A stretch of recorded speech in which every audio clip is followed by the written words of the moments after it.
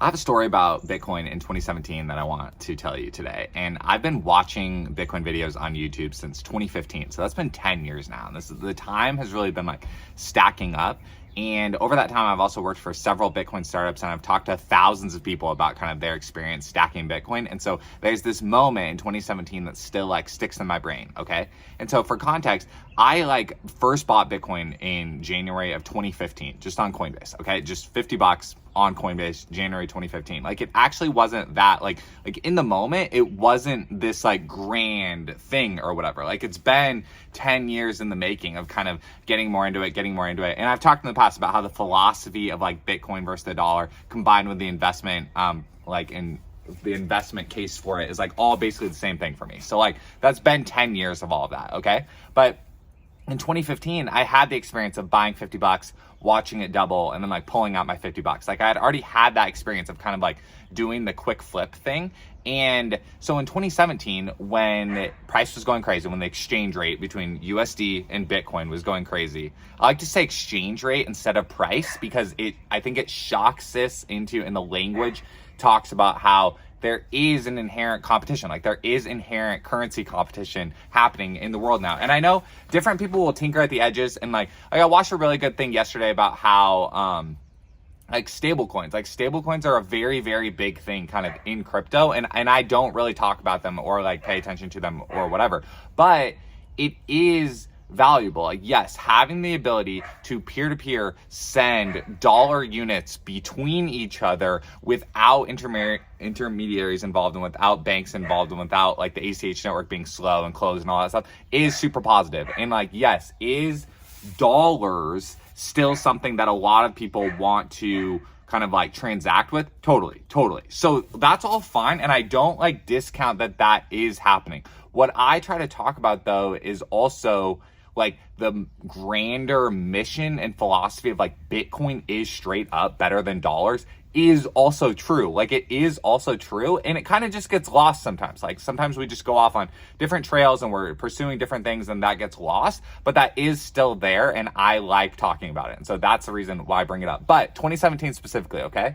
2017 specifically, there was a kid that I knew. He was like in college at the time. I was out of college by then. And so my stack had been like kind of like it was becoming interesting. Like it was interesting, and I could see how it was supercharging my savings and turbocharging my savings more than holding that money, that stored labor in a savings account. Like holding it in Bitcoin was better, and I could see that start to stack up. But I could see for this college kid's Facebook post, I could see that he was still in the very like, oh my God, this is awesome, like flipping narrative of like, oh my God, I bought this thing, it went up, I flipped it for $200. Like, and that was what he was like posting about. And I remember in the moment, like, again, this is only 2 years into me like watching Bitcoin videos and like kind of like, you know, just dialing in like what I think about this thing and how long-term it's gonna go. But I could tell that was too short-term focused. And again, this wasn't coming from like a shaming perspective or like Bitcoin maximalism, like never sell and all that stuff. Like it wasn't, that's not where it was coming from. It was coming from a place of like, it felt bigger than that. Like it felt bigger. Like, and I could tell just from him, the way he was talking about it. I don't even remember this kid's name. I just remember this like in my head that I was watching him be excited about flipping it for a few $100s. And I'm sure that was impactful. Like I'm sure that few $100s was impactful in his life. So I'm also not discounting that of being like, oh, sweet dude, you made a couple $100. Like no, like that probably was impactful and probably was very exciting. Like definitely. It was just, I had this gnawing thing in my head of like, it feels bigger than that. Like it feels bigger than that.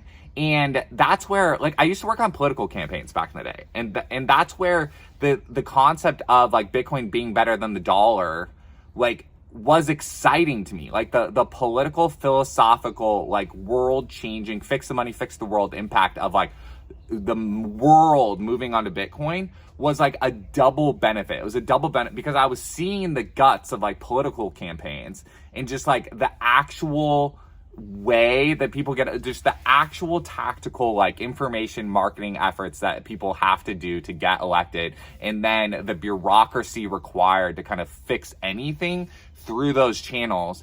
I was like, dude, if all of this is true, that we can just switch the money we're using and bring back kind of some independence to our own lives, if there's never been a way to like get rich and independent at the same time, you have to like get rich and then buy your independence. And this as like a single path was so interesting. And so I was like developing my early like understanding of that while watching this other person be excited about just like flipping Bitcoin for like a few $100s. So I remember that in my head. So think about this year in 2024 as like you have the potential to kind of like flip it for a few $100s or like kind of go in and out, and just really think about that. Like think about the Bitcoin units and think about the dollar units and think about which one serves yourself more in the moment.